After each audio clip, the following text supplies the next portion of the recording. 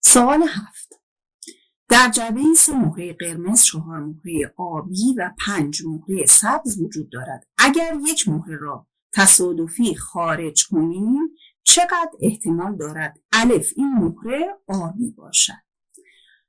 خب فضای نمونمون 3 تا مهره قرمز دارم، 4 تا مهره آبی دارم، 5 تا مهره سبز. فضای نمونمون کلن من 12 تا مهره دارم. احتمال اینکه این مهره آبی باشد، خب از 12 تا مهره 4 تا مهره آبی دارم، 4 دوازدهم رو ساده میکنم میشه 1/3.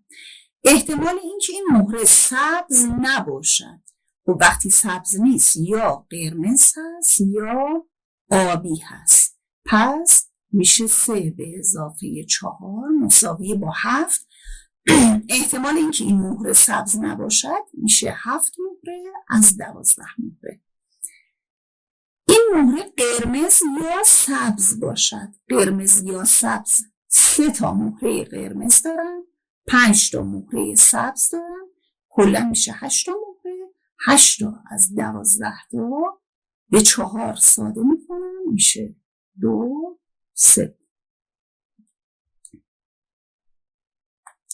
سوال 8. در پرتاب یک سکه و یک تاس احتمال اینکه سکه رو و تاس عدد زوج بیاید. خب فضای نمونه در پرتاب یک سکه و یک تاس 2 ضرب در 6 مساوی با 12 تا.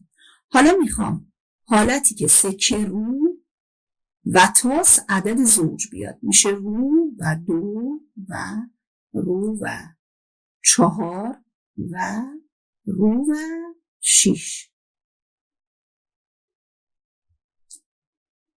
خب احتمال این که سکه رو و تاس عدد زوج بیاد میشه 3 تا از 12 تا ساده میشه، به دست میاد 1/4.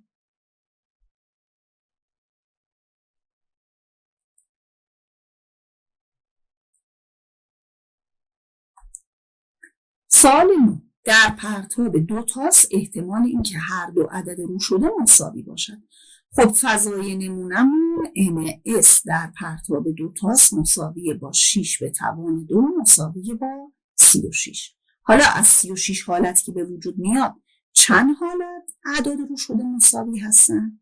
1 و 1 و 2 و 2 و 3 و 3 و 4 و 4 و 5 و 5 و 6 و 6. از 36 حالت 6 حالت داریم که اعداد رو شده مساوی هستن.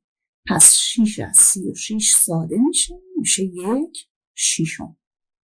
احتمال اینکه هر دو عدد رو شده مساوی باشن شد 1/6.